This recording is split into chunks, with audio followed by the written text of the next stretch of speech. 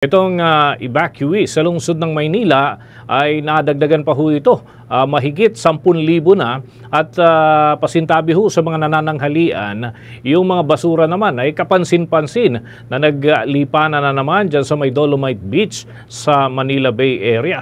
Alamin natin ang update mula kay Bombo Grant Hilario. Magandang araw mga kabombo at Star Nation, Bombo Grant Hilario po. Nandito tayo ngayon mismo sa lungsod ng Maynila kung saan partikular na nasa aking likuran etong Manila Dolomite Beach. Dito yan sa kahabaan ng Roxas Boulevard. Mga kabombo, mga Star Nation, kasabay ng pananalasa ng Bagyong Uwan, ramdam natin mismo dito sa parte ito ng Roxas Boulevard ang malakas na paghagupit ng hangin na kanina mga kabombo at Star Nation ay sinabayan ng malakas na pagulan. Dahil sa malakas na paghangin dulot ng Bagyong Uwan, sa paglilibot ng Bombo Radyo ay kapansin-pansin ang tumambad na mga basura dito sa Manila Dolomite Beach. Makikita sa video ang ilang mga basurang hindi pa nakokolekta kasabay ng alon at hangin na siyang nagdulot para tangayin at liparin ang mga ito. Dito sa aking kinatatayuan naman, Bombo Dennis, ang overpass na nagdurugtong mula sa kabilang bahagi ng Roxas Boulevard at ng pasukan ng Dolomite Beach, makikita ang sitwasyon sa daloy ng trapiko. Mapapansin na walang traffic sapagkat maluwag ang kalsada at walang anumang nahulog, nasira o naputol ng mga sanga mula sa mga puno. Ngunit kayong paman, pinaalalahanan ng mga publiko o ang publiko, partikular sa mga motorista, na iba yung ingat ang isaalang-alang sapagkat hindi biro ang lakas ng hangin sa paghagupit o epektong dulot pa rin ng Bagyong Uwan. Ngayon tanghali, Bombo Dennis, ang kasalukay alkalde ng Maynila na si Mayor Francisco Moreno Dumagoso ay nagsagawa ng ulat bayan. Kanyang ibinagi na kaninang madaling araw ay nagkaroon ng sapilitang pagpapalikas o forced evacuation sa ilang lugar ng lungsod. Subalit, positibo naman niyang sinabi na bagamat tumaas ang level ng tubig sa baybayin dagat, wala namang naitalang nasawi o casualty at nasaktan. Narito ating pakinggan si Mayor Francisco Moreno Dumagoso, ang alkalde ng lungsod ng Maynila.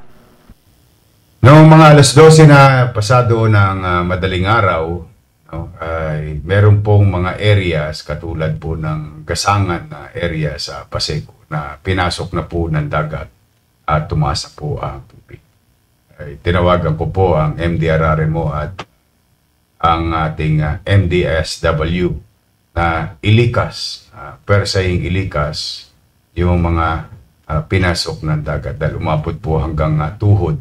So far naman po ay walang casualty o nasaktan. Sila po ay nasa bahagi ng mga evacuation areas natin. Sa evacuation centers, umabot na sa higit 10,000 katao ang mga nailikas, lumikas o evacuees sa lungsod ng Maynila dahil sa Bagyong Uwan. Ayon sa record at impormasyon mula sa Manila Department of Social Welfare, nasa 3,375 na pamilya o 10,860 individual ang kabuuang bilang ng mga bakwit. Kung kaya't pagtitiyak ng kasalukuyang alkalde na mayroon namang ibinibigay ng mga makakain ang pamahalang lungsod para sa mga nasa evacuation centers. Muli ating pakinggan si Mayor Francisco Moreno Dumagoso, ang alkalde ng lungsod ng Maynila. As of kaninang mga alas 9 pasado ng umaga ay umabot po sa 3,375 ang halos affected families. Ito ay umigit kumulang 10,860 individual ang nasa poder kaninang umaga ng lungsod ng Maynila through MDSW. Ay, marami naman po sa kanila ay nabigyan ng hot meal na kaninang alas 5 ng Linsunod rito, inanunsyo ng lokal na pamahalaan ng Maynila na nananatiling bukas ang mga health centers sa lungsod.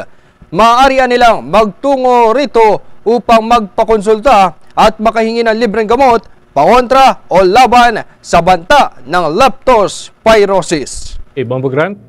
Dennis. Nais ko lamang maitanong, parang late yung paglikas ng ilan sa mga kababayan natin.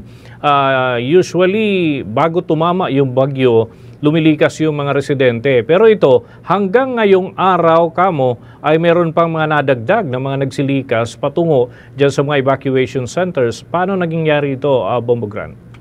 Bombo Dennis, batay sa ating pag-aantabay dito sa lungsod ng Maynila ay nung weekend ay meron na mga nailikas o nauna ng inilikas ng pamalang lungsod. Kung saan ito yung tinatawag nila na preemptive evacuation. Ngunit kapansin-pansin niya na kaninang mula umaga ay nadaragdagan pa rin ng mga lumilikas dahil dito sa Bagyong Uwan sapagkat Bombo Dennis ay base sa impormasyon ng local government ng Maynila ay tumaas yung level ng tubig na ibinagi din ni Mayor Isko Moreno sa kanyang naging ulat bayan. Ngunit gayon pa man, Bombo Dennis, sa pagbisita ni Mayor Isko Moreno Dumagoso sa evacuation centers, positibo niyang sinabi na pinoproseso na yung pagbabalik naman o pag-uwi muli ng mga bakwit sa kanilang mga tahanan dahil nga sa ngayon o sa kasalukuyan ay hindi na ganon kalakas ang nararanasang paghangin at ulan kumpara kanina madaling araw ng alas 12. Bombo Dennis. Okay, may mga lugar pa bang binabaha? Maliban dun sa nababanggit kasi yung area ng malapit dyan sa Manila Bay, talagang tumataas yung level ng tubig dyan, lalo na kung high tide. Pero may mga lugar ba dyan sa lungsod ng Maynila na baha ang kanilang sitwasyon, Bombo Grant?